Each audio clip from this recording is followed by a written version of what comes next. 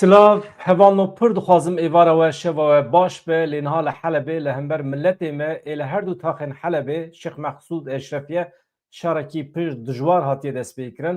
Hêzên hikûmeta Şamê çeteyên dewleta Tirkiye bi hev re êriş dikin ser her du taxan dîmen hatine vê êvarê şer destpêkir ji xwe amedekariya şer ji sê çar rojan vir ve heye ev hefteyekî amedekarî têkirin ji xwe diyar bû dema ku hêzên hikûmeta Şamê rêya çûyîn hatina Rojavayê Kurdistanê û Helebê dema ku girtin dema ku xwestin ambargo daynin ser Helebê yan jî ser Rojavayê Kurdistanê diyar bû ku bîhîna şertê ew ê dest bi şerekî bikin. Niha nîşan daye xwe kuştî hene, birîndar hene, di navê her du taxê me de şehîd hene, çar pênc şehîdên Kurdan hene. Em binêrin ka pêşî eger dîmen hebin em hema dîmenan parve bikin paşê em bikevin nava meselê hevalê.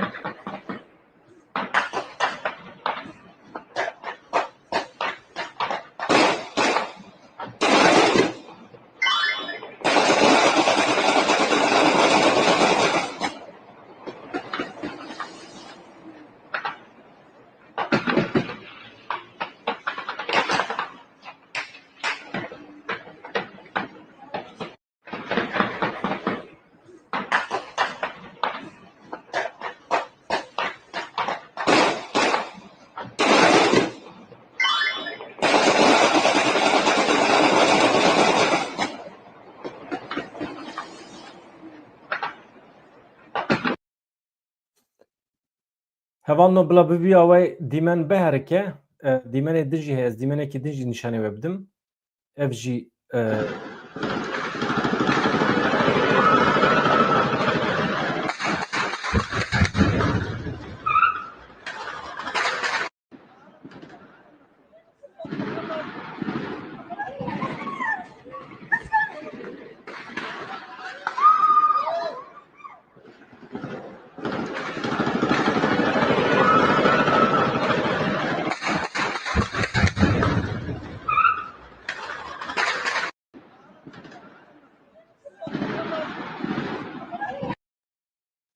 mesele bi vî şeklî hevalno ez hema dest bi nûçiyan bikim hûn jî ji kerema xwe re agahiyên dawî hebin di peyaman de binivîsînin hevalên ku agahiyê wan hebin eger bixwazin tevlî bernameyê bibin ez hema link jî ji we re bişînim hevalên bixwazin dikarin vê derê de tevlî bername me bidin agahiyan bidin me hevalno ava linka bernama min e hevalên bixwazin dikarin tevlî bibin li jêr heye hevalê ku bixwazin tevlî bibin nizanibin ji kerema xwe re jê re binivîsînin çawa tevlîbûn çê dibe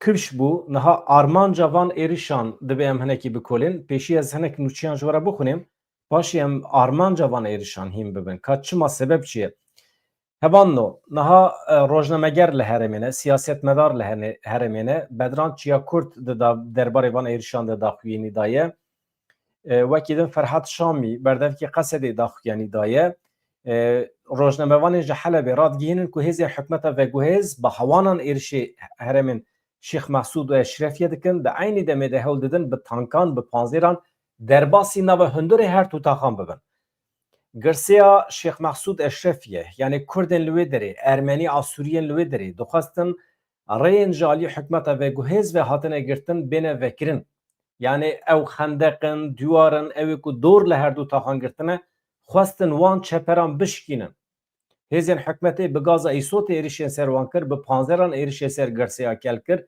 ji ber van êrişan heta niha bi qasî ku tê zanîn kuştî hene birîndar hene hêzên ewlekariya hundirîn ên Şêx Mexsûd Eşrefiye ji bo parastina şeniyan bersiv didin êrişan û vê gavê aniha şer derketiye di van saetan de şer didome di derbarê pêşketinan de hevalno wekî din çi agahî heye Ferhat Şamî jî eşkere kiriye çeteyan êrişê sivîlan kirin di encama êrişê de gelek sivîl birîndar bûne hejmara birîndaran vê gavê her çend neyê zanîn jî lê em zanin sê çar Kurdên li wê derê şehîd bûne çeteyan hewldan ji çar aliyên cuda ve bikevin taxa Şêx Mexsûd ciyên xwestin bikevin taxê wekî din Hacîzê Cizîrî Meşva Yunan Milê Celed Rêya Giştî êrişê çete gelekî dijwarin hêzên parastinê yên taxê bersiv didin pevçûnan niha dest pê kiriye وکی دن لحلبه دوی مرو ور بزانه به که هوان دو دوان دقیقان ده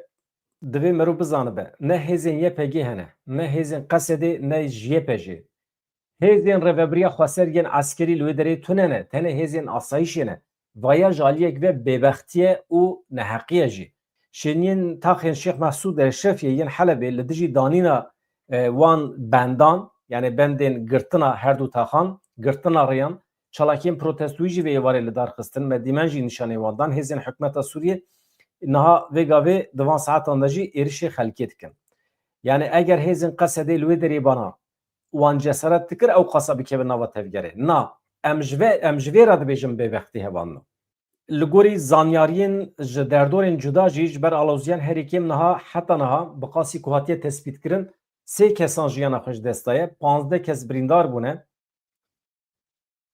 ew jî di dema êrişên ser millet da ev kuştî û birîndar çêbûne hêzên ewleyiya hundirîn yani hêzên asayişê ew jî girêdaya rêveberiya xweserin anha bi îmkanên xwe yê qit hewl didin xwe biparêzin ev rewşekî heqeten xedar e kî diaxife Mihemed Emîn Elîko ew jî ji endamên PYD ji rêveberên PYD'ye li ser alûziyan dibêje li her du taxên Şêx Mesûd Eşrefiya rewş gelekî xirabe di van saetan de jiyana nêzîkî 450,000 kesî dibin metirsiyê de ye piştî danîna wan bendan bi sedan welatiyên taxên Şêx Mesûd Eşrefiya da ketine kolanan berê xwe didin hêzên desthilata Şamê bi îmkanên xwe bi dar û beran û bi silehên piçûkên di destê xwe de anha derkete holê çima hêzên hikûmeta Şamê 4-5 roj beriya niha rêyên çûn û hatina Rojavayê Kurdistanê û Helebê girtin amedekariya van rojan dikirin berpirsê PYD dibêje hêzên hikûmeta Sûriyê êrişên pir dijwar dikin anha 15 kes birîndar bûne ew jî wisa dibêje lê bizanibin ku hêjmar zêdetir bûne ji ber ku ev nûçeyên ku ji we re dibêjin beriya 15-20 deqeyan berê hatine amadekirin ama di van deqeyan de eger em bînin ber çavan ku şer didome demek yani ew jî nîşan dide ku hêjmar zêde ye niha daxuyaniya dawî Qesedê heye hevano ez hema wî jî bu were parve bikim ka Qesede çi dibêje hevalên ku anha bixwazin tevlî weşanê bibin dikarin werin hevano hûn dikarin werin tevlî bibin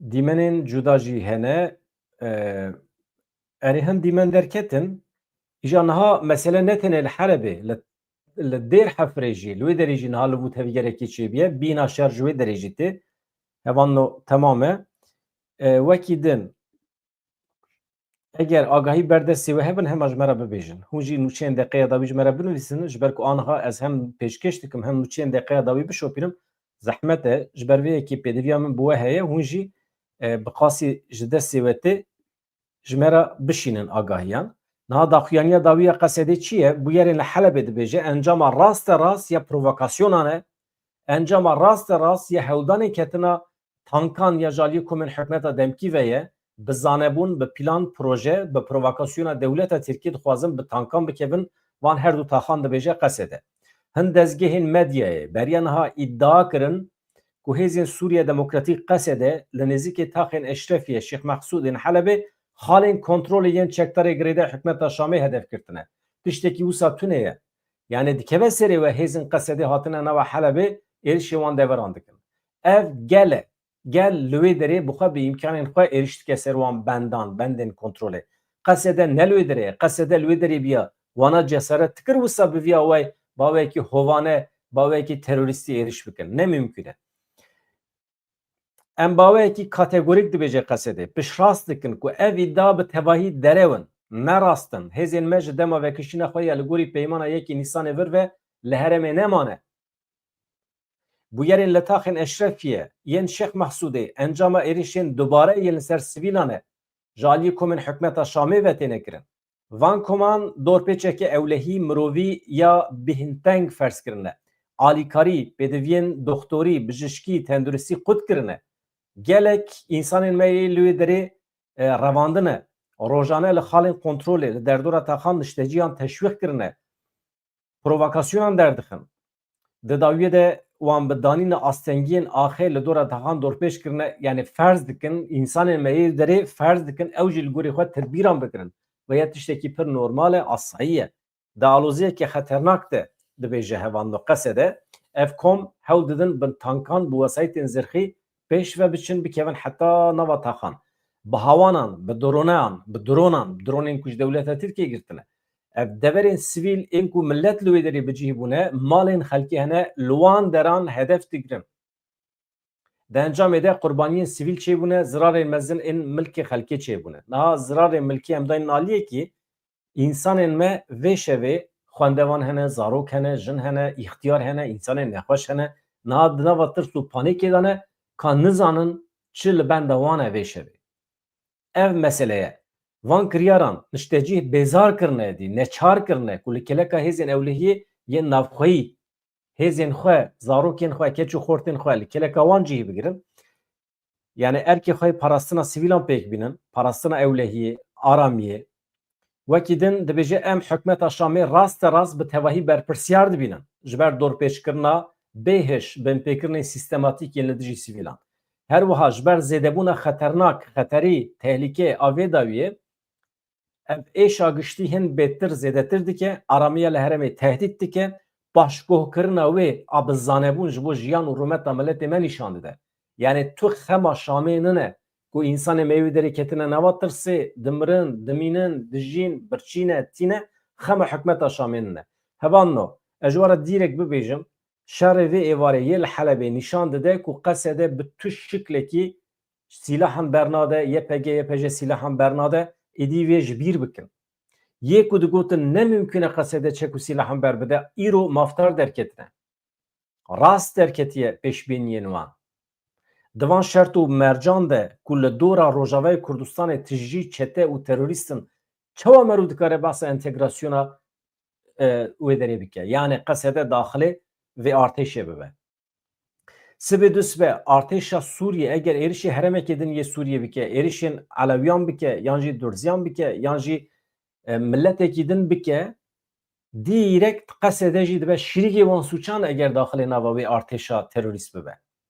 Bana meseleyên mühîmin. Niha çi dibêje em bang li rêxistinê navnetewî, bang li rêxistinê mirovî dikin ku gavan bavêjin tavêlê bi bandor bin bi gavê we yani müdaxele bikin.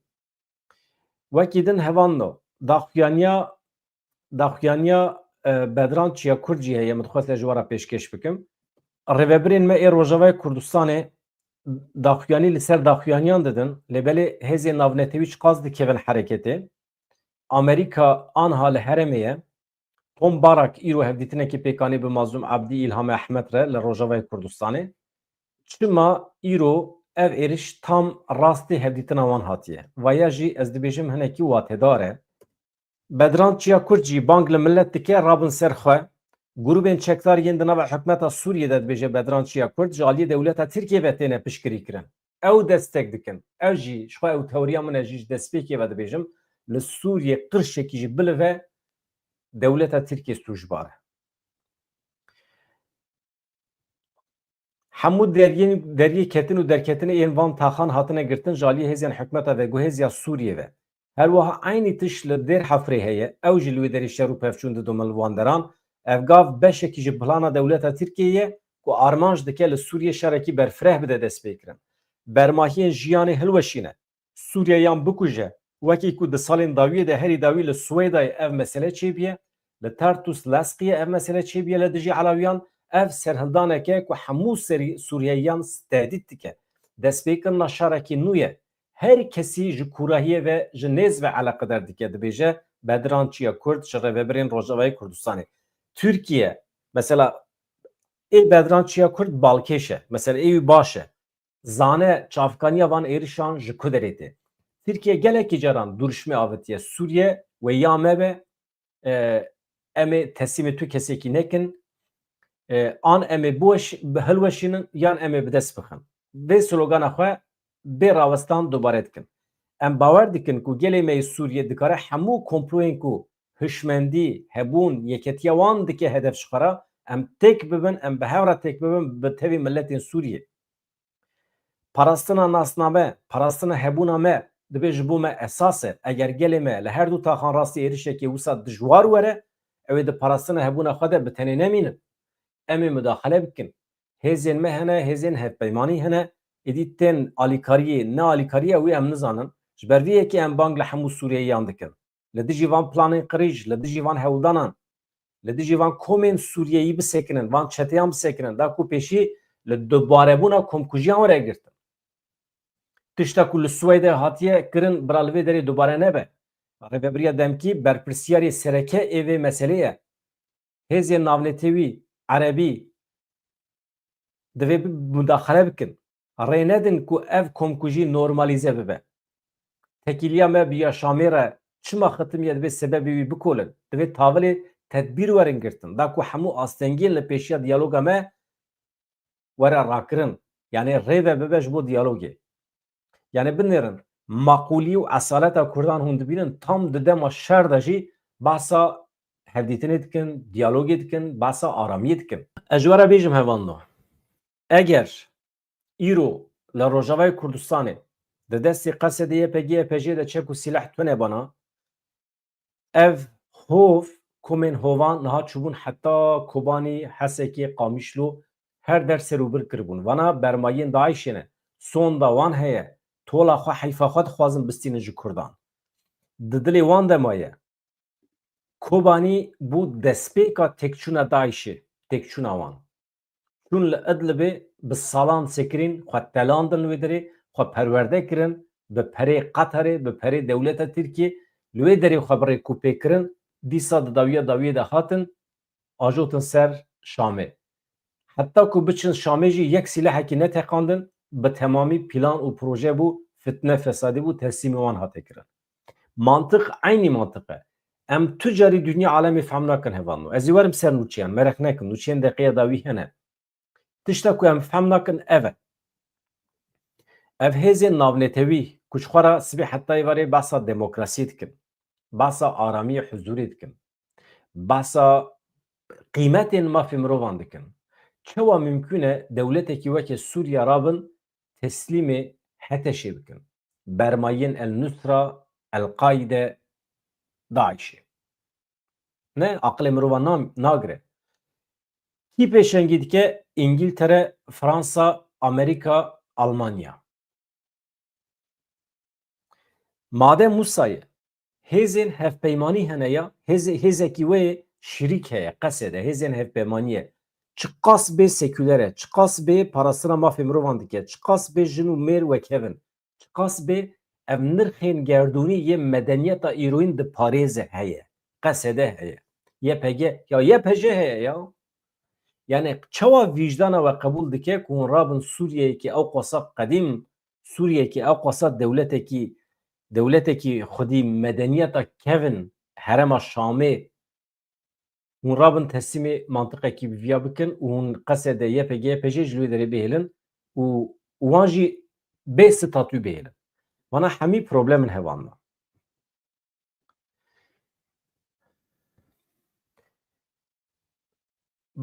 Barzanî vê dawiyê got eger êriş li ser Rojavayê Kurdistanê were kirin em ê müdaxele bikin gelo Barzanî wê piştgiriyê bide Rojavayê Kurdistanê hevan no ev merûv dikare ji wan bipirse pirsekî baş e di cî de ye sibê du sibê anha ev êrişa ku pêk hatiye li Helebê êrişekî pir zêde ne berfireh e ev îşaret e beyankirina niyetê ye Heteşê hikûmeta demkîya Şamê niyeta xwe anha beyan dike bi van êrişan sibê du sibê eger werin dêr hefrê ez ser xerîtê jî nîşanê we bidim dêr hefir tam ku derê ye eger werin heta dêr hefrê ji wê derê eger Rojavayê Kurdistanê bikeve bin xeteriyê elbet hêzên pêşmerge çima nebe ew ê werin ew ê heta wê derê jî bikaribin werin mümkün e ya tiştê wisa çê dibin tabi bil muqabil hêzên Qesedê jî dikarin bajon ser hêzên ku êrişî Başûrê Kurdistanê dikin tiştê wisa dibin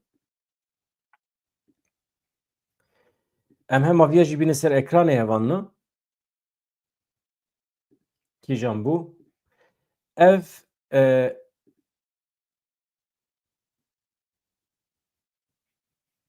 baş e ya ev reklam jî me aciz dikin hevan na Kan binirin ev meseleye li Helebê biye mijar nebiye mijar. Anha mesela Helebê ev e hevanna binêrin. Vê derê de şer û pevçûn li ser xerîtê li ser vê nexşê hêdî hêdî xuya dike. Ev Heleb e. Ez vê reklamê nikarim bigirim bi xwe tere bi xwe tê hevanno biborin. Ewsa ye. Binêrin. Dor li van her du taxan hatiye girtin. Anha şer û pevçûn li van dera dewam dike. Tiştek ku min xwest ji we re bibêjim dêr hefir ev dere avê derê ye. Binêrin di navbera Heleb û vê herêma dibin kontrola Qesedê de mesafeyekî pir dirêj tune ye. Lê birîne.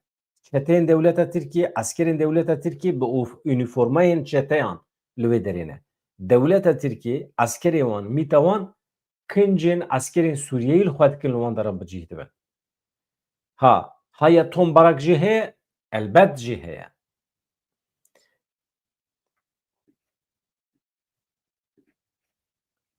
Anha eger Helebê binêrin bi qasî 400,000 Kurdê me li wê derê ne. Bi Kurdana qismekî Ermenî jî li wê derê ne. Eger ew zirar bibînin ez ji we re bibêjim heqê Rojavayê Kurdistanê çê dibe heqê Rojavayê Kurdistanê çê dibe ne tenê xweseriya xwe îlan bike serxwebûna xwe îlan bike.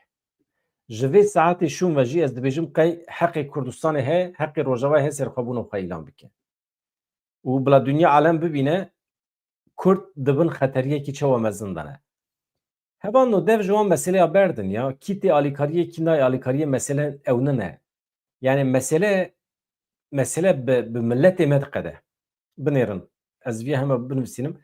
Yani milletê me divê biryara xwe bide. Di dema Kobanî de bînin bîra xwe milletê me ê Bakurê Kurdistanê eger rabe ser xwe eger îsyan bike li hember dewleta Tirkiye derkeve hûn bawer bikin dewleta Tirkiye di nava saetekî de pêşî li Heteşê û hikûmeta Şamê digire bi goyan digire ji wê derê derdixe. Eger dewleta Tirkiye milletê Kurd ê Bakurê Kurdistanê li ser xwe weke tehdît bibîne. Mesele diqelsiya me de ye. Mesele bêhelwestiya me de ye. Yani pêşmerge ji Başûrê Kurdistanê tê nayê mesele ne ye.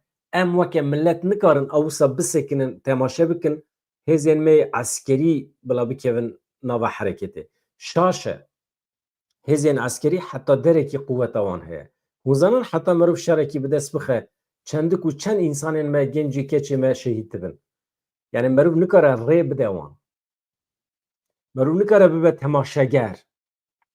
Dibe mirov bibe hêzek müdaxelê. Ême adetê me Kurdan dibe wisa be. Yani ev ne artêşa dualiyê û mirov tenê temaşe bike. Ez dibêjim mesele ev e. Hevan no. Bila ev wisa li ser ekranê bimîne ez hema biçim rewşa şer binêrim ka rewşa şer çi ye? Qesedî dîsa daxuyanî de ye dibêje berpirsiyerê Alûziyan Şam e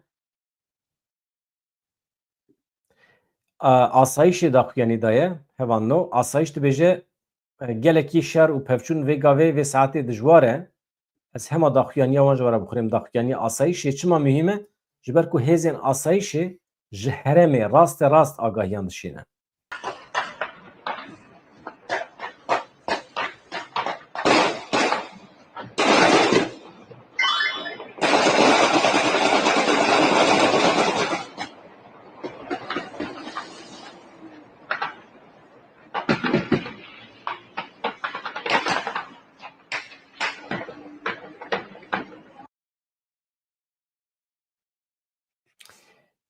Bila bi vî şeklî bisekine dîmen bila biherike ez ji we re nûçeya dawî ya ji Helebê ji we re bixwînim hêzên ewlehiya hundirîn yani hêzên asayişê li ser şer û pevçûnê Şêx Mehsûd û Eşrefiya yên li ser Kurdan daxuyanî daye asayişê ragihand ku wan îro li hember êrişeke berfireh ya hêzên hikûmeta veguhêz ya li ser taxên her du taxên Kurdan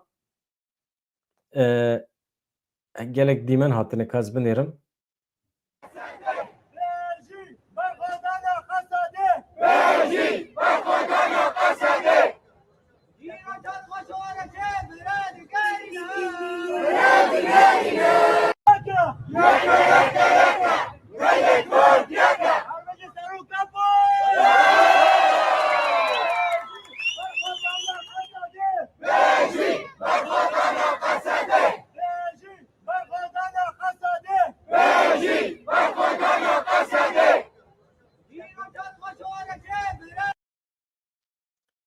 Niha hevalekî pirs dike dibêje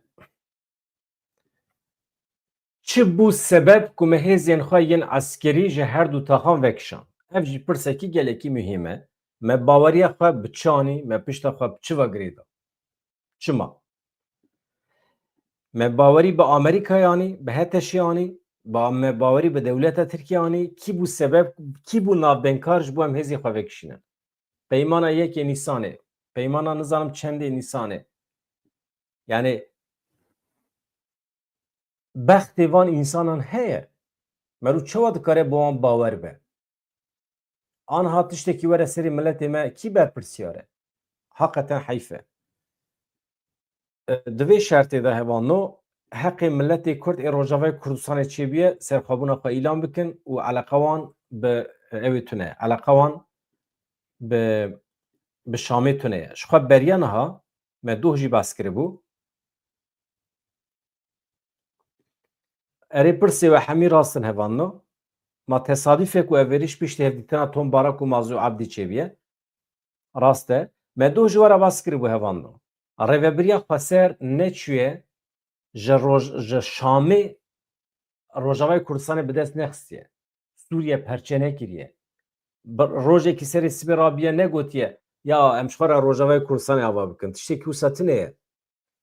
Hêza Daişê weke dewlet, dewleta Şam û Iraqê hat destanî ser herêmê, dagir kir, êriş kir, bi hezara însana kuşt, bi hezara însan revandin. Ew derk bi mehan ket bin dagirkeriya wan. Raqa ji xwe re weke paytext îlan kirin, yani dewlet ava kirin. Eleqa Şamê pê hebû? Na. Hikûmeta Şamê li ku derê bû? Ne li vê derê bû. Eskerê xwe kişand yan jî eskerên wan revîn çûn.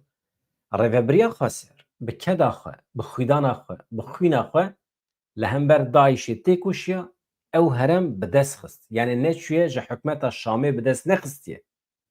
Ji Daişê dewr girt. Ew herema ku te ji Daişê dewr girtiye bi kîjan sedeman tu karî dîsa teslîmê Şamê bikî? Nemimkün e. Ji ber vê yekê yani ne rast e. Tu nikarî teslîm bikî, tu nikarî qesedê belav bikî, qesede jî wisa bi xwe çê nebiye. Plan û projeyekî berfireh e, millet bi xwe li ber xwe daye Rojavayê Kurdistanê bi dest xistiye. Mesela qesed heqê qesedê jî tune ye, heqê rêveberiya Xweser jî tune ye. Bêje em sazî û dezgehên xwe teslîmê hikûmeta Şamê dikin ya jî em bi wan re dibin şerî. Millet divê qirar bide. Entegrasyona demokratîk çi ye? Heta tu bi millet neşêwirî, tu wê derê hilbijartinekî çênekî, referandûmekî çênekî, bi millet neşêwirî, em entegre bibin, nebin. Referandûm şert e, ji ber ku ê ku çû ket çeperan şer kir, dayîk û bav bûn, îxtiyar bûn, pîr bûn, jin bûn, zarok bûn. Kî çi ji destê kî hat, xist hereketê şer kir. Ji ber vê yekê ye. Yani ne heqê rêveberiya Xweser, ne heqê qesedê heye ku wisa bi tena serê xwe bikeve nava bazariyê yan jî müzakereyê. Heqê tu kesekî tune ye. Yani ê milletê Rojavayê Kurdistanê bi xwe herema xwe bi dest xistine. 20,000 şehîd ji ku derê hat? Çawa çêbû? Milletê sivîl e, şervanê wî ye, zarokî wî ye, keçî wî ye. Hevan rêveberên din ê Rojavayê Kurdistanê jî behsa seferberiyê dikin. Bang li millet dikin rabin ser xwe. Eger milletê me ranebe serkeftin bi dest nakeve. Heqeten bi dest nakeve. Serkeftin ancak bi serhildanekê giştî ya milletê me dikare bi ser bikeve. Hûn gerek aniha bikin hawar, bikin qêrîn, dengê xwe derbixin, fikrên cuda bibêjin. Mesela tiştekî cuda em bibêjin. Em tiştên heyî dubare nekin. Hevanno. Yani ji ber vê yekê ji we rica dikim hema keremkin kî dixwaze were werin biaxivin. Belkî tiştekî cuda hûn bibêjin. Em nizanin. Niha hêzên asayîşê dibêjin hevanno em dikarin bersiva êrişan bidin. Em ê bidin jî. Hevserokê Meclîsa Giştî ya Taxên Şêx Mehsûd jî diaxife Nûrî Şêxû, ew jî ji Anhayê re axifiye. Banga vekirina rêyan dike. rakirna rêbendan awan bendan dike, bendên kontrolê. Dibe stûjbaran acîlen tespît bike, ceza li wan bibire li pêşiya xelkê. Ev tişta ku hûn dikin suçekî li dijî mirovahiyê ye. Tu hêz nikare taxa Şêx Mexsûd Eşrefiye ji derdora wê qut bike û tekîliya wan taxan bi Rojavayê Kurdistanê re qut bike. Heval berxwedan ez te bigirim ji wir. Kerem geldi biraz. Heval berxwedan merheba bi xêr hatî. Merhaba sersera serçava qavat beştera. Mala te ava tu ji ku derê tevlî dibî? Elahê tevlîwat bim. Maşallah êleh batman ya çi xweş e. Hema çi ji dilê te tê bibêje berxwedan. Rast yani heval be Bir jî serê xwe nexe belayê tu li Bakurê Kurdistanê evê xelkê li ser ew ku amîdî me wa merhela derbas kiriye. Yedî ew pîş derya de nema çêdibî. Yani te meselek tişte heye vedî veşartî nayê ew kirin êdî. erê. Mala te ava Têjî. hakikaten te tebrik dikim hem ji bo cesareta te û hem jî em hestê te merak dikin. Zanî hevalî me transxwaf ki qedereke bernamê te temaşe dikin, gelek caran peyam ji te re dişîn ew dikin. Ya belkî em hemî care tevî guhdar nakin ji ber ku em jî dixebitin saetê me ew kinayên. Lêbelê ev ya îro mesela vî şerê ku dest pê kir li Heleb ev ya sedî sed ji xwe teyla dewleta Tirkiyê de heye em zanin. Qasetê te tiştekî xweş got. Yani ana Dem Partî sibê bêje bê ez li her bajarî li her navçeyê li her beldê ez protestê dikim bawer bike ew şer êdî bi dawî dibe. Tu ew kî namî. Çünkü eğer dibêjin ya bira madem ku îro dibêjin ya bêmê bi aşîtiye bikin. Aşîtî îro bê ez bêjim ez te şerê hev bikin. Ez alîkî ve birayekî te bixim û ez alî dîş bêjin te ez te levernê çawa çi bidê. Ya ev ya aşîtî çê dibê. Firqiye tamam rast dibêjî ama mesela min negot bila Dem Partî înîsiyatîv bide destpêkirin millet rake serpiya. Ez behsa înîsiyatîvê şexsî dikim. Mesela Dem Partî dikeve naberê. Tamam partiya me ye, me helbijartiye ama gelek partiyê me yê din jî hene. Ez te re bêjim berxwedan. Divê demê de. Divê demê de. Tu zanî ne deh partiyê me yê siyasî hene li Bakurê Kurdistanê. Öyle zanim ez teva zanim yani. Ama wana nav heye îro bes tiştin hene hevalê bedran. Rast nav heye tabela heye ama ew bi xwe tune ne. Em wê jî zanin. Ez jî behsa vê firsendê ez te re çi dibêjim mesela berxweda ez pirsekî ji te dipirsim mesela aniha belkî ew endamên wan partiya li me temaşe dikin. Ez te re dibêjim firsend ev firsende îro ye ji bo ku tu bikarî bî pêş bikevî partiya te mezin bibe. Mesela Dem Partî em nas dikin aniha li hember AKP hinekî hesas tev digere. Gotinê tu ji bikar nayîne pêvajo heye dedît mîna ku yani di sepeta wî de hêk heye naxwaze biheje wana hemî mirov fehm dike ama partiyê din hene ya firsend ev firsende tu naxwazî pêş bikevî tu naxwazî bibî partiyekî Kurdistanî mezin wê demê bang li xelkê derkeve kolanan mezin be wê xelk destek bide te firsend ji bo wî dibêjin firsend kîjan partî îşev derkeve ew mezin dibe sibê heqete. Valla atır gotine de ciyê xwe de ya.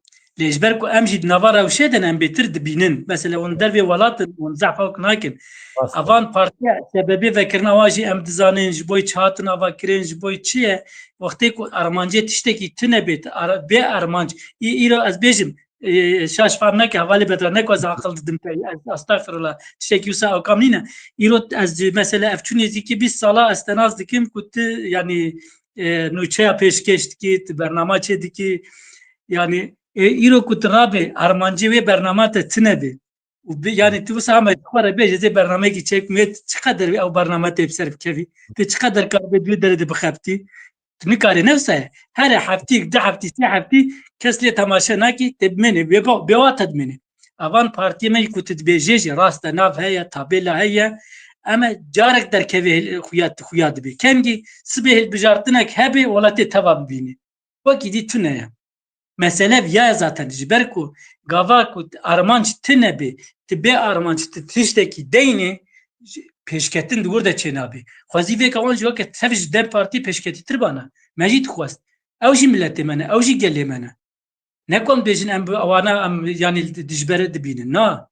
Evji zarokê vî gelîne evji aynı wan partiya ava kirine jî yani ama ji ber ku armancê wan tune ye. Ji ber ku ew yani tenê hinek berjewendî alîciyekî dana got vê kar bêt vê partiyê pêş bixe xilas ew jî ji ber çend roja mehekî dima ew dike wî dîsa tisekînî. Mesele viya ye. Eger newsa bana ev tiştê dibêje ji xwe yani nehewcê ti kesî bû jî.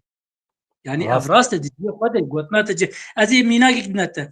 Mesela ev emrê min 5 sal ev çû ev 40 salek ku ez dizanim ew partiyekî me kevin heye çi navînekiya حق par belki belki demi xwedeş terazî bi îro çi ew ki ye tenet seçimi liberalînek çi dibe dû çaxî de çend insana dêk dora xwe ew ya ji bo ku milletê çend heb insanê me bixapîne çend ya wisa çê nabe ya siyaset nîne ev ya pêşketin nîne ana dilê min ji çawa te re dixwazî biletê ji min re xwazî ya te çi fikrata çi bê bila bê mesela tev pêş ku em pêş nakevin di viya de ya bila dilê min ji te re bixwazî ez nikarim bikim dikê bila keyfa min werê ez bêjim wala heval karî dike ez nikaribim alîkarî bikim jî ana de jê re nebim asteng ez kelem jê re karbê karim bime çekî reyayî paqij bikim. Anha rast berxudan ana hala hazır divan rojan de merû çi dikare bike ji bo pêşî li êrişan bigire yek jî daxuyaniya rêveberiya Şamê heye yani em tek kar her iki ale xwe de karin tiştekî bikin yek karê dengê xwe bike yek karê alîkariya madî bike yek dikarê bi mektûbekî herê yani insanê me xwendevan zafin insanê me karmend zafin yani de her awayî de insan karê herekî li gora xwe li gora fikra xwe li gora hêza xwe karê tiştekî bike ama ez bêjim wala rûnim û bila çê bê wala ti kes nake xwedê kes destê me nakire û kes pêşa me jî ew nake gava ku em xwebanê de çima serketin ji ber ku bakur rabû ser xwe hênûka hêzên ev tewî jî wala vana gelekîn yani bi hêzin û ewkê wan heye cesaretê wan heye destê me girtin wallahî ku em ronîşt bana destê me nedgirtin yani divê bu ew hîşmendî mere hebe ew wextê ew hîşmendî hebe ewlat ji ber xwe çi ew bibe herkes destê me bigire ana em bêjin ya yani tamam rast hassasiyetek heme gerek dem partî çıqa ku bêje walahi ew jî heye gerek ew jî gora xwanekî ew bike her ro mesela ez bêjim heqan fidan rojava tehdîd dike ew dike ya tamam çawa hassasiyetî yani kurda jî yani ew gelin em ne gelin ew hêzin em ne hêzin ew insan em ne insanin qay çawa ya dibînê em nabînin ya em gerek em jî nekî hişyariyê me jî hebin gerek ew kê me jî hebin em jî nekî fam dikin îdî rewşê em jî gerek tişna ser em jî karbin diplomasiya me zehkê me hevalê bedran ya Avrupa ji xwe zaten bûye tune ya alê rojava nabêjin em yê Kurdê bakur ku dihatin Avrupa diplomasî dikirin piştî 2010 diplomasiya wanakê wallahî îro sıfır hiç çi bêje bila bêje em dibînin ya me carê me ewkê wan didît vêga tune zaf qels bûye çi sebeb çi jî ez nizanim yani ji ber ku ew wê dirêne vê dirêne yê vê dirê jî li vir jî qelsî çêbû di cara ewil ku şaredarî mebdes xistin pêncî hep şaredariyê me hebûn wî çaxî ji vêga şêst milletvekîlê me vêga bêtir ew dikirin ar dikirin yani alê diplomasiyê de ana şêst milletvekîlê me heye ka çi diplomasiya heye kîjan hê dewletê re kîjan konsolosya re kîjan ew kerek dikevin têkiliya de yani bi hema herê meclisê werê malê çê nabe gerek diplomasiya derve zaf xwart bike ya malê ji xwe dike ya malê ji xwe gava bakê herkes gel li peytê hema nekî ji derve jî vê hevala ji xwe re çêke tenê malê de çê nabe em jî diplomasiya derve re zaf qelsin ji her awayî ve rast e niha tu ji Batman jî deverekî gelekî balkêş e mesela li wê derê ji bo Filîstîniyan wextê meseleyekî tê serê Filîstiyan bi 100,000 însan radibin ser xwe çima wextê êrişê rojava tê kirin însan ranabin ser xwe îro aniha li vû tevger heye li nava Batmanê vêga ez vêga ji xwe beriya nî saet ez ji kar hatim cara ewil ku te bername çêkir min li ser kar vê dît nekî guhdar kir ji dengê makîna dengî nedat min temaşe nekir vêga zat malê min dîsa vekir ku dîsa bername zindî çê dike yani lev û tevger ana batmanê vega tiştekî wisa xuya nake. Tamam. Ya ji ber çi çima hazê milê jî wî gotbane. Yani em ji xwe re tunene, ji xwe re. Gava dibe şexsê me em ji xwe re tunene.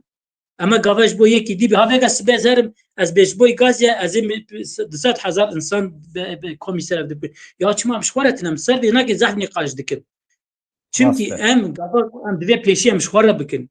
Ya em ser miriyê xwe bigirîn, gava ku hinekî ew kama çêbûm karin seriye xelkê jî bigirîn. Em pêşî divê em ser miriyê xwe bigirîn. Em ne seriye xelkê bigirîn. Yê wî nake bila gelê wî ser wî bigirîn. Em ser xwe bigirîn. Ka kî li me ew dibe. Em ser xwe nagirin çi ser nekî bigirîn. Ha ev ya jî ne ku evana. Sadece evana çi ye? Evana di nava diplomasiya dünyayê de pêşiya me digire. Ne tiştekî diye hevalî vedira. Ev ya jî hinekî desteka dewletê çê dibe. Ne ku yanê dibêje wala ji ew kî çê dibe. Ev ya jî hinekî dewlet dûr di alîkarî wat dike. Bi rastî jî gel yani ne ku tev gelê me ye ew diçe wê derê ji derve têne ji ew kî tênin ama ev ya jî ji ber ku ji me yani bêje wala işte bana Kurd li hember vê ew kîne naxwazin işte ew çê bibe. Tiştekî drastiya xwe de ji tiştekî wisa tune ku yani werê tirine qariba carek bato êlihê tiştekî wisa de tep xwe bidîtane wê daha ew başê bane. Çimkî gava ewana jî kes ew kê nade wan jî em ê pêşiya me digire. Çawa digire? Îro em di çavê gelê dinyayê de baş daha ew têne xuya kirin. Çimkî dibêje ki van vî milletî ji yekî dî re dixwaze. Ji xwe re tiştek naxwazî. Wextê rastiyê ji mêzenê tê ser heqîqetê jî wisa hevalê vedran. Îro em ew zeh zerar dide me. Îro gavam li ser gaziya. Ne ku bila gaziya jî zulüm lê nekirin. Ne ku em bêjin bila gaziya tune. Na. Ama pêşî em ser xwe ser alî ser halê xwe li ser rewşa xwe. Ya te behsa okey. Mesela li xendeka de kî li ser milletê me girî? Kîjan Filistînî rabû kolana go ebla ev Kurd nevê kuştin zarokin jinin cenazê dayîkê me heft roja 10 roja li kolanan me xwedeş tirazî be kîjan dewletê Ereb rabû ser xwe gola vana Müslüman bila hawa nebe. Kîjan dewletê Avrupa rabû ya gerek pêşî me xwe bîne xwe nas bike. Gava em xwe nas bikin ne ew dî wî çaxê herkes destê me jî girî. Roja ava me xwe nas kir xelkê destê me girt. Ama em bakur dem neghane wê rewşê. Bi rastî jê me bakur dur da duya alî de qelsin. Em ji hinekî dî re dikin em ji xwe re nakin. Mesele vîya hevalî vedira. Min saat skirî Malatya var. Ben Türkiye kaç gerek spas dikim. Hevanno îro rojekî balkêşê jî tê bîra we rojên heft heşt nehê cotmehê sal 2014 Daişê êrişê ser Kobanî kir, milletê me Bakurê Kurdistanê rabû ser xwe, dewleta Tirkiye êriş kir. Ew bûyerên Kobanî ê li Bakurê Kurdistanê ê li Tirkiye ku millet komple seferber bû rabû ser xwe. Dewleta Tirkiye êriş kir, derdora 5 kes hatin kuştin, qismekî wan şehîd bûn. Mesele çi ye? Hemî ji bo çi bûn? Ji bo Kobanî bûn. Teqabûlê kîjan rojê dikir? Teqabûlê îro dikir. Ev hêzên ku em behs dikin tiştekî ji bîr nakin. Dewleta Tirkiye ji bîr nake. Di roja salvegera êrişa ser Kobanî de îro dîsa aynî tiştî dikin li Helebê. Feq nake. Tê bîra we hevanno dîsa aynî rojê de êrişên li ser ew ê jî çêbûbûn li ser İsraîlê. Aynî mantık e. Ev heftê cotmehê çi mesele ez nizanim ama komkujiyê wan êrişê wan rastê vê rojê tên. Niha hevanno hêzên ew hêzên Şamê çi dibêjin? Dibêjin me tenê xwestiye em eskerê xwe li wan deran ciyê wan biguherînin. Me xwestiye em bendên kontrolê çê bikin ji bo ewlekariyê. Lêbelê millet destûr nedaye. Dibe armanca me, niyeta me ye ku em êriş bikin tune ye. Yani xuya ye poşman bûne vekşiyane ji nerazîbûna millet tirsiyane. Lê çeteyên li wê derê niha dem bi dem êriş dikin. Erê. Mesela ev daxuyanî kengî hat, piştî wê yekî hat ku gelê Şêx Mehsûd Eşrefiye li dijî girtina rêyan çalakî li darxistin. Hêzên hikûmetê êrişê wan kirin. Ev daxuyanî tam piştî wê hat. Yani narazibûna millet wextê zêde bû wan jî got tamam niyeta me û êrişê tune ye. Eger millet dengê xwe neke ew êrişê xwe bidomîne. Hevanda. Alan İsmail li vê derê ez hevalê me Alan İsmail jî bigirim. Ez hema vê dîmenê rabikim. دم باش اول Alan merheba bi xêr hatî. خیر خودی te bes pas اول Ka keremkê he keremkê abi. از الانم از روجاوای کردستانم به اصلی خو یعنی از نهانل روجاوام لبلی اج حسگی بوم باشر حسگی روجاوای کردستانه شو دما کدریجی خبط عمل ودا که هب یعنی من گلا بالا من کار کریه لسرکانی و تل ابيض الوهري مهانه من باش کار کریه ده سالين 2012 يعني هم عطبيج دسبيكي حياة 2016 دوی چقدر yani Alan tu bejim hem tîjî meseleyên li Helebê Şeyx Mesûd Eşrefiye yani niyeta hikûmeta Şamê çi ye li gorî te gelo em şaş şîrove dikin dewleta Tirkiye çi qas li pişt van bûyerane mesele tu çawa dibînî meselê? شو صار سدي صد او دولة تركي انا كنترول او هرم هاني گشتي بگشتي بن كنترول دولة تركي دي او هرم تهزن تبج جريداي شامي تنيل ويدكي او همي هز عمشاتن وحمزاتن خلق نجار پرستن عربن هوالبندن ترکانه او دخوازن لوی هرم هاني كردا جوي هرم تايبت يعني كومبليت درخينن جبرگو مترسيك پرمزن هيگو کرد بگین سر دریای آسپی و کنترل آخوا به ولات روجاوار شیگه او ترساوانه اوش برید اب ترساهم پرجم دولت ترکبوش بولوش نتخواست کو تجاری کرد بری خوش من بجه بدن بابی بدن عفرینه او هری ماهانه کنترل کد یعنی وقت بجه حیا دریای آسپی هفگیری دن یعنی کردستانه که یک پرچه جه ام ببیجن جه سینورین ایرانی حیا روجاوای ام ببیجن حیا دریای سپی و وزول اولو تکلیه که خواه هم به ولاتین اسرائیل روجاوا پیوندیه که خورد آوا بکن و بکاری باناوی چاگه جی پر بازسین ای لشکری ام ببیجن بارگهین لشکری بده که آوا بکرانش بولو اترساهانه او ایشانا چه دبن از دبینم گلک جارا هوال ج عالی و وکر خنان لقصدیتین چما مثلا وک ام بیجن سرخبونه کرانه کاند چما او قسینه گوتن امی خفقتینن امی سوریه که الجنب چکن ام پایتخت که الرقاب الحسکی بال الاوهری مهانه چکن از بینم گو قصد دستوی گریدای یعنی نه هر تشت والله تکار بیجه از بریار هانه بستین واز دکارم بکن یعنی هوالبندی وی هنه قصدی هوالبندی امریکایی هوالبندی ولات روجاوانه جبولو بچکی دستگیری یعنی نکار هر تشتی بسر خود بکر بی وانتی کلیا ام نکارم بر خود بدن ام yani hezammet hene heza kurda am nas ام kurd dor پیچن همو عالیاته ام نچارن گو ام بری خو بدن وان ولاتانا اب ولاتی گو انها پشکری ام دگرن ام بهبین سبب دس بجی پشکری ام بگرن ام خوازن وان تکلیا روج بروج خرد بکن اب تکلیانا چه قیسب سالا او قیسی دریج به او قیسی بهتر پیوندی خرد به او قیسی بهتر ام کارن هزا خو خرد بکن و یکیتیا خو خرد بکن Alan mesele ne ku ama sıbı kasede rabe bije eser kabul ilan dikin mesele ne eve?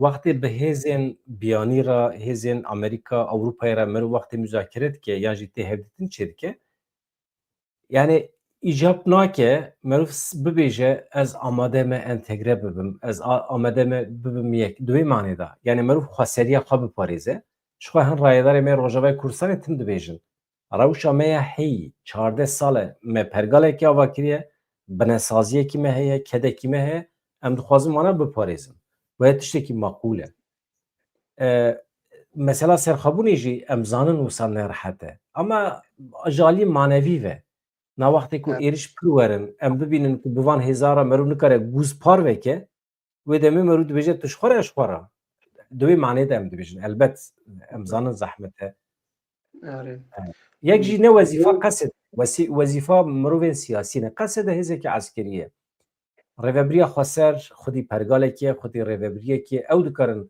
نیقاش بکەن مزاکرە بکەن مەرو چەوە دکارە ئەمە ڕێگرتیە ڕێیا دیالۆگی بشامێرە گرتیە مەسلەیەوە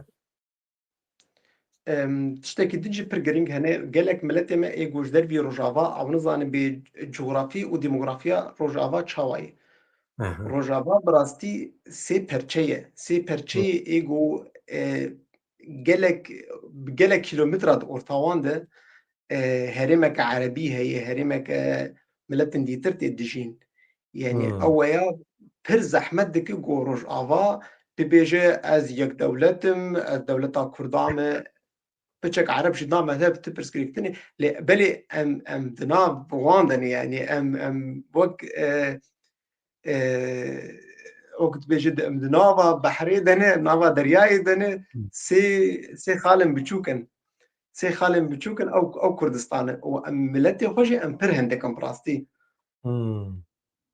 te pir rast got heqeten em ji Ewropayê em ji xwe re canan xeyalan dibînin em wextê li ser xerîtê em rêveberiya xweser dibînin wisa xerîte nexşeyekî mezin heye ji sê paran parekî di kontrola Qesedê de ye ji me wetirê hemî Kurdistanê wê dirê rast dibêje Alan İsmaîl ne wisa ye ew herem tenê aydê Kurdanin e belkî sedî çil Kurd li wê dirê bin sedî şêst Ereb in milletê din hene û merov ji ber vê yekê mesele hinek hesas e rast e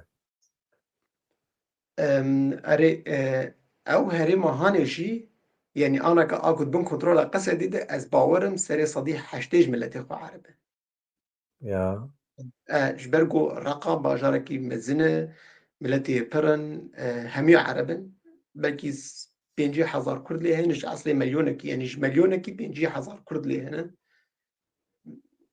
yani pir hindek in deverê de Rojavayê Kurdistanê ez te re bêjim ez karim ser xerîtê jî nîşandim Rojavayê Kurdistanê mesela ji Dêrikê dest pê dike Remelan Dêrik Qamişlo qasê 10 kilometre bide Amûdê serê Kaniyê tê heta Kobanî qismekî beşekî Hesekê erê beş êdin hemî Ereb in erê rast e ji gundê Amûdê heya gotibigê ba Hesekê nêzîkî Hesekê deverek jê dibêjin Sfeya ew herêma Hanê hemû Kurd in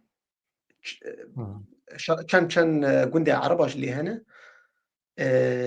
lê belê ew dikare bêje ew xeta Hanê baş zelal Kurd in û jê mesela pê ez ve te re bêjim avê derê ji Kobanî bigire avê derê cî ku hatiye dagirkirin serê Kaniyê girê spî jî Ereb in zanî girê spî jî Ereb e erê rast e serê Kaniyê heye avê derê Kurd lê mesela hebûn lê em bêbêjin dora serê sedî bîst ji xelkê girê spî Kurd bûn belkî Til Temir jî belkî Ereb e Na Tiltemir sê perçe ne her sî perçe wek hevdûne Aşûrî ne Kurdin û Ereb in wekî din Asûrî ev xelkê li ser Xaborê ne ev çemê Xaborê ê got datkeve Hesekê tu anaka tu zûm bikî tu dakev ser Tiltemirê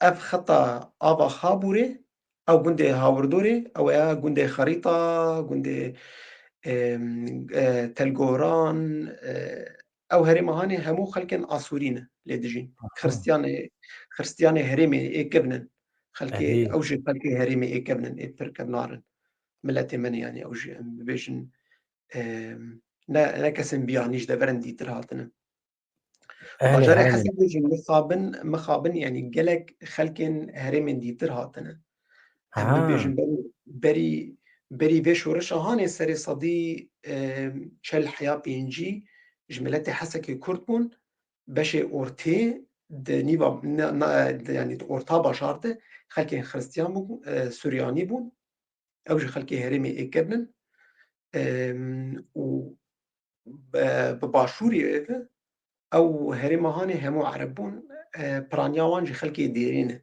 dêra zorê ne em dibêjin xelkê dêrê yani dêra zorê ew wê çaxê rejêmê wan di anî wê dike wan dike mamosteyên herêmê yani pênc xwehê me hebûn her pênc xwehê min jî xwendibûn xwendina xwe xelas kir mekteb xelas kirbûn jî lê belê digotin hûn nabin mamoste xelkên dêrê hene xelkên Reqayê hene wan dikişandin wê herêma Hanê وكيدن تل حمص كرده تل حمص تل حمص شخو نزيكي قندي مية قندي ما قرزينة بشكي بروجافاي وكتي تل حمص عربا لبري وقت بيج سري صديسي كرد لي هنا او هري مهاني جي هاوردور اوي كردن هاوردور اي باكوري وي كردن لقامش لو يجي عرب هنا كيمن نها برتربون ام herkes nazike xelkên herêmên dîtir hatin kişandin wêdekî aram bû deverek aram bû deverek xweş bû deverek azad e çiyekî kêfa ji hunerê bê çi milletekî bixwazibû bi jiyaneke xweş bijî bi azadî ama alan livan alî jûr vira Arab tunene ne malî tunene yani vira hemî kurdin malikî derka hemkoyê derka hemko heya Sînorê Kurdistan Iraqê wêdekî tiştek ev jûr ev cî zer em dibînin hemî kurdin rast e ev der herema petrolî jî hene remêlan petrol tê de rast e şol her du beşa li beşê Rojava û li beşê Başûr li beşê Başûr jî ew zimar heye zimar û ew herêman Ago Nakûkî di nav herêma Kurdistana Iraqê de û erê Iraqê xwe de zimar li vê derê ye rast e zimar li jora Şingalê ye erê di rast navbera Şingal û di Hokê de jê dijin Rabîa herêma Rabîa avê derê Şengal e zimar li vê derê ye tê bîra min Daeş wextê lê xist me nexşe hemî yek bi yek nas kir heta zimarê jî hatibûn wê demê Daeş rast e Têkiliya Kurda jî bi xelkê Rabîa re pir baş e ew herêmahanê Arab in Erebê şimar in ev zimar te got Arab in Kurd in zimar zimar bixwe herêma Kurdayê lêbelê wextê ku Sedam di salên şûreşê de wextê li dijî wan şer kir ew Kurd koçber bûn wê demê de û hereb çi anî şopa wan pir Ereb ketin ew herêmahanê ev sînorê Ereban e ne ev jî Rabîa Ereb e telkoçer Kurd û Ereb in telkoçer Yeعrûbî ye bi navê niha nivîsandine Kurd û Ereb in koçer lê dîzin alan rewşa vê sînorê çi ye ev sînor çima girtiye çûno hatin çima tune ye li aliyê Rabîa di distê heşda şebî de yê xwe di distê Îranê de ne tu zanî yanî têkilî carna jê hene bi Tirkiyê re têkiliyê wan têkiliyê dijminê Kurda herkimî bi hev re pirin û niha divê demahanê digirtin û xwe wek herkes zane dîwarekî ava dikin ew herêm jî xwe ti yekîneyên parastina Şingalê lê tune ne yekîneyên parastina Şingalê li Şingalê ne millet nabêje sebebê diyar çi ye gelo haziriya tiştekî dikin diyar ji bo çi ye mesela gelo ambargo datînin ser Rojava gelo dixwazin milletê Rojava birçî bihêlin ji bo ku koçber bin yan haziriya şer çi ye dew çi ye tirsa rejîma Iraqê ji Kurda ji Qesedê tune ye em vê yekê em baş zanin têkiliyeke baş nav wan hebû nav Qesedê de û rejîma Iraqê de ji ber ku dijmin yeke wekû em nas dikin ew ji Daeş ditirsin ew ji Dewleta Îslamî ditirsin ji Sunniya tirsin û herkes dizane Kurd weke însanên normal in weke însanên ne li aliyê Sunniya disekin li aliyê Şîîya disekin bi hev dijîn yanî karin bijîn bi şiar bijîn him bi Sunniyar bijîn ti pirsgirêka wan diviya tune ye têkiliya hikûmeta Iraqê baş hebû Kurda re bi Qesedê re heya dema ez jî lêbûm piştî wê jî ez dibîzim têkilî baş e ez nizanim rastî ez bixwe matmayî ma me digot belkî her du bi hev re ev sînorê hane biparêzin wê tiştekî baş be lê mixabin em dibînin dîwar tê ava kirin ev ya weket bêj simboleke ne baş e em bihêvîne ti plan tune bin li dijî Rojava alan İsmail mala te ava gelek spas gelek agahî dan me te li ser nexşê jî tarîf kir pir baş bû serkeftî bû ama tiştekî jî heye Heremên Kurdan beriya sala 1960 zêdetir bû. Kurd li wê derê hakim bûn. Di salên 60 de kembera Ereban yani Esad bi encama siyasetekî de dest pê kir. Erebên li heremên cuda ê Sûriyê anî li wan dera bicih kir ji bo demografiya heremê biguherîne bi ser jî ket. Mesele ne tenê li Hesekê ji Kobanê bigire heta Efrînê jî kembera Ereba ava kir. Li wan dera jî mesela ji Ezazê bigire heta Babê, Cerablus, Minbic Kurd hebûn. Hatta di sala 1980 de na di sala 1800 heta 1900 li Reqayê jî Tebqayê jî Kurd hebûne. Zemanê berê dibêjim. Sed du sal berê eşîrên Kurdan hebûne. Hêdî هوا ناوی hêdî رقا کردیش خواه ناوی رقا رقی یعنی ام دبیجن ha دناف آبی دیه رقی erê ناوی erê. Di nava demê re hêdî Kurdbûn li wê derê kêm bû. Hêjmara Kurdan kêm bû. Eger merû wisa bipirse heta Azerbaycanê jî Kurd hebûn beriya niha. راست Ma kuda çûn çawa belavbûn em nizanin. Ji xwe derdê me ew e binêre li Helebê Kurd zêde bûn aniha eger qesede nebiya tirsa Kurda nebiya yani tirsa wan ya ji Kurda nebiya aniha 400,000 Kurdên li Helebê jî ew ê belkî di encama komkujiyê de ew jî tune bana. Mesela Afrîn tune bû. Hêdî merû piçûk dibe wextê ku merû xwe neparêze. Derdê me ew e. هر نتنه لروش آواش خو کردن سوریه لحمای پرانیا ملت حمای کردن او هموی دی بجن ام برازینه ج هریما سروجی و کوبانه او هریما هانینه عشیره برازیا پر بنافودنگ لسوریه لهر پر يعني لهر چار پرچی سوریه هنه لباشوری سوریه هنه لشامی هنه لحلبینه Li عشیره که پر Şamê مزمن li Şamê nîv milyon Kurd heye rast e wisa dibêjin زيادتري نيف مليون كرد تاخين كبن هنا تاخين كبن وك صالحية وك ركن الدين أبانا تاخين كرداي كبن كردي إيه hema بكل ev derene كردستان heva ها di navbera Heleb û Şamê de ye hema. أري Xwe هرم laskiye jî hema aliyê peravê ye. Laskiye jî li vê derê ye. أري لجورا لازقية أو هرم ماجر بين كسب أو هرم هانجي كرداي نابي جبل الأكراد بعربي جد بيجن جاي كردا جبل الأكراد Erê. لفياليتشيا كردن لبشتشيا جي جبل زاوية هي أو جي الإدلبية أوانا جي همي كردن ولباشوري وي دات كمان بعليا حمادة أو كتن وك وچغي دما صلاح الدين نتشبو أو هرماهاني كردا بخور بربوش بوغو باراستنا برافي بك جي إيرشيا ولاتين فرنسا و إدني جا Ji حيام xwe كردن دكي هنم ji xwe Efrîn berdewama Bakurê Kurdistanê ye. Efrîn راستي berdewama Entabê ye. Binêrin vira ev der ev der Efrîn e. Piştî wî Entab e. Entab jî ciyê Kurdan e. Îra dibêjin Dîlok û paşê jî أري heta Meraş tere binêrin. Pazarcık, كل سنة Elbistan, Antep, Efrîn. Vana hemî herema Kurdan e. Qismekî ketiye Bakurê Kurdistanê, qismekî ketiye Efrînê. Heta li Hatayê jî Kurd hene, ev li Hatayê. Ji vana hemî heta Helebê jî vana ciyê berê ê Kurdan e. Alan bi xêra te me heqeten coğrafya Kurdistanê a Rojava me nas kir mala te ava. ويسباس Ez vê jî bibêjim tu bixwazî godar bikî aniha televizyonên Tirkan di weşanê zindî dane eyn weke me. Derdê wan çi ye?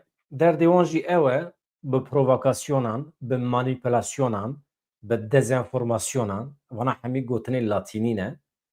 Yani bi fitne fesadî bi derewan dibêjin hêzên Qesedê êrişî Helebê kirine. Hêzên Qesedê dixwazin şer derbixin. Binêrin bi kîjan çavê lê nêrin. Mesela em rastiyê dizanin, em meselê dizanin. Em hemî şehedin ku milletê me li wê derê bê çek û sîlehe hêzên asayişê jî bi silahên pir piçûkan cih dikarin xwe biparêzin. Hikûmeta Şamê bi xwe qebûl kiriye ku ew dixwazin bendê kontrolê ava bikin li wê derê, ew dixwazin hêzên xwe li wê derê bicihî bikin ya jî biguherînin, derdê wan ê ku êriş bikin tune ye mesela. Ew bi xwe jî vê rastî qebûl dikin. Ama çapemeniya dewleta Tirkiye niha rabiye bi yekalî êrişê Qesedê dike. Mesela alan ez çima vê dibêjim zanî? Tirkiye welatekî wisa ye ku lê 25 milyon Kurd dijî.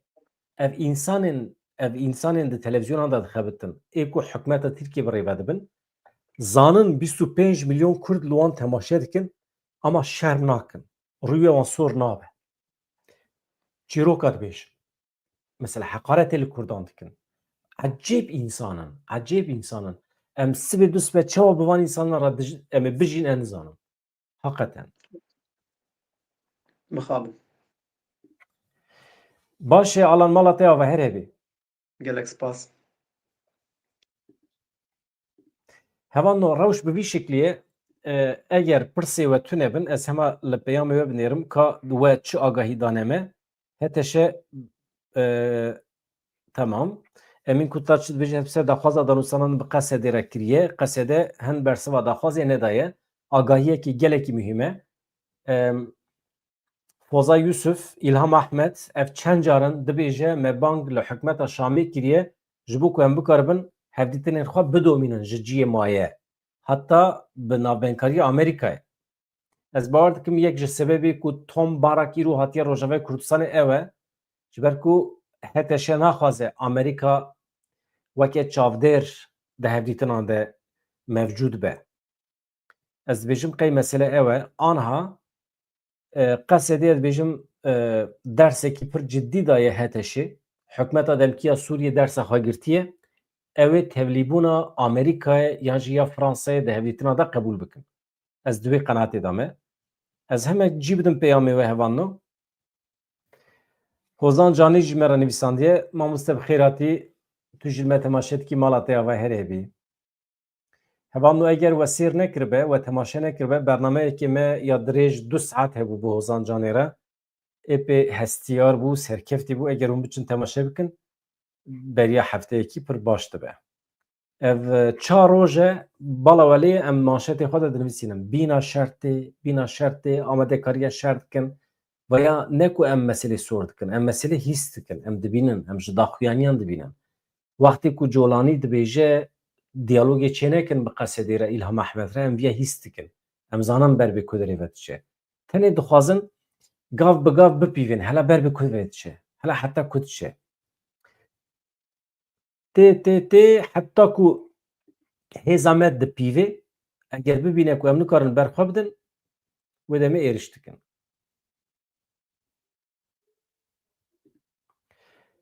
Ez dibêjim hevanno